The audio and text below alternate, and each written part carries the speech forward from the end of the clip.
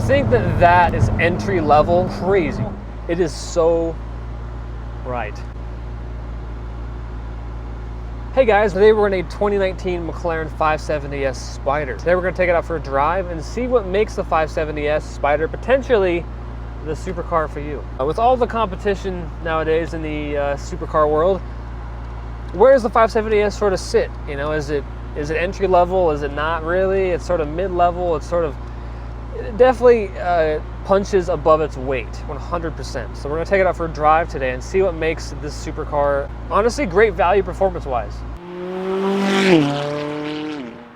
3.8 liter twin turbo V8, 562 brake horsepower. That's what they claim. I mean, we all sort of know it's more like 620, 630, because they tend to underrate these cars for whatever reason. That's why McLaren's always feel faster than what they claim. So 0 to 60 in 3.1 seconds.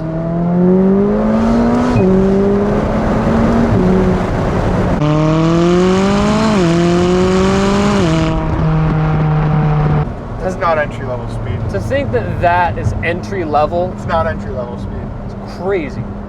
I mean, it is entry level. It literally is. So in terms of McLaren's lineup, it simply is entry level. And this would spank a 458.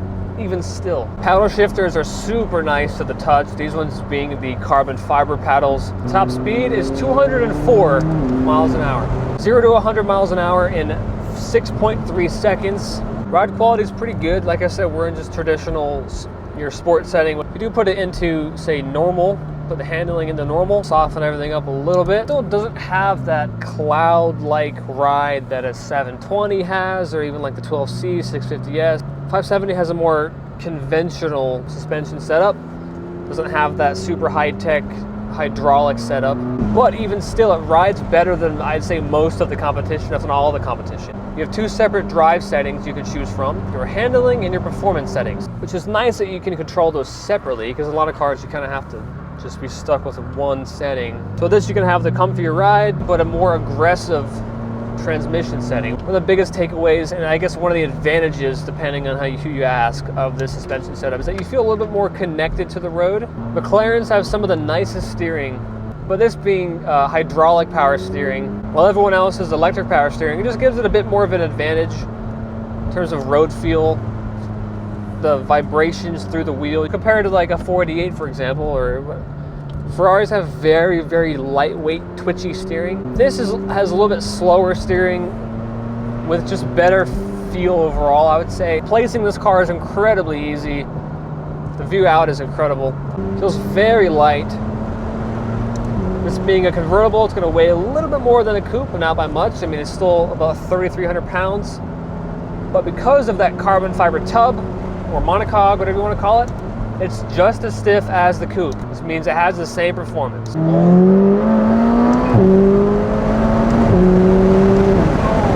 Yeah, there you have it, your entry-level supercar from McLaren. In these super serious cars, like the 720, for example, there's a slight disconnect from the road, and it feels more like a traditional sports car, which is exactly what McLaren was going for. This is their sports series model, entry-level McLaren, which I still find just absolutely insane to call. Only has 285 rear section tires, relatively narrow tires compared to the traditional, say, 305s and most of the competition. Kind of makes it a little bit more playful in the corners. How does it compare to the 12C? So about the same, a little faster?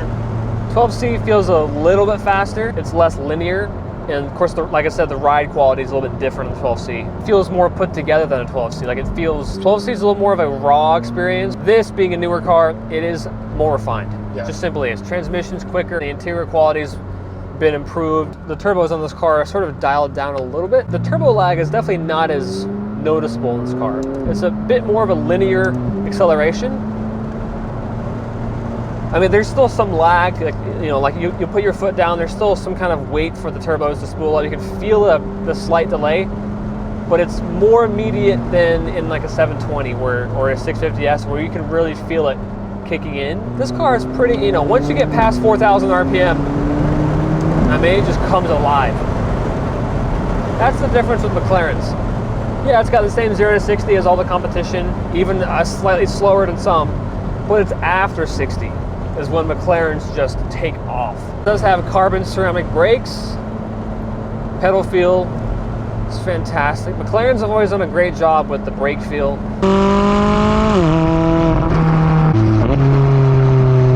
It does rev to 8,000 RPM, slight pop on upshifts and downshifts, which I do appreciate. Yeah, you can feel a little bit of it doesn't have quite as much grip as a 650S or a 720. You can reach this car's limits potentially a little bit easier on the streets. Let's put the performance real quick into track mode. Oh, yeah. Bit more of a kick. I prefer that. And I do like that this transmission kind of lets you know that you are shifting. Even in your normal setting, it kind of has a bit of a punch to it. So with the carbon fiber tub in this car, the 570, they're lowered at about 3 inches, which makes it easier to get in and out of. Okay, 4th gear pull from 3,000 RPM. Foot is planted down. Building. Yeah. And of course, being a McLaren, it does have the dihedral doors, which, I mean, that's a huge plus. It is a big plus. Because to get that in a Ferrari, you're spending over $1 million. To get it in a Lambo, you have to get the Aventador. Put the back window down. Those turbos are way louder now. Yeah. Similar cars in the lineup, you could get higher mileage 458 coupe. You get a higher mileage Huracan, like a 2015, 2016. Neither of which will be as fast as this car. I feel like this is a better driver's car than like a Huracan. Thank you guys so much for watching. If you liked the video, give it a thumbs up. This car is for sale here at European Exotic Center. Check out our website and view all the photos of the vehicle. And I will see you guys in the next one.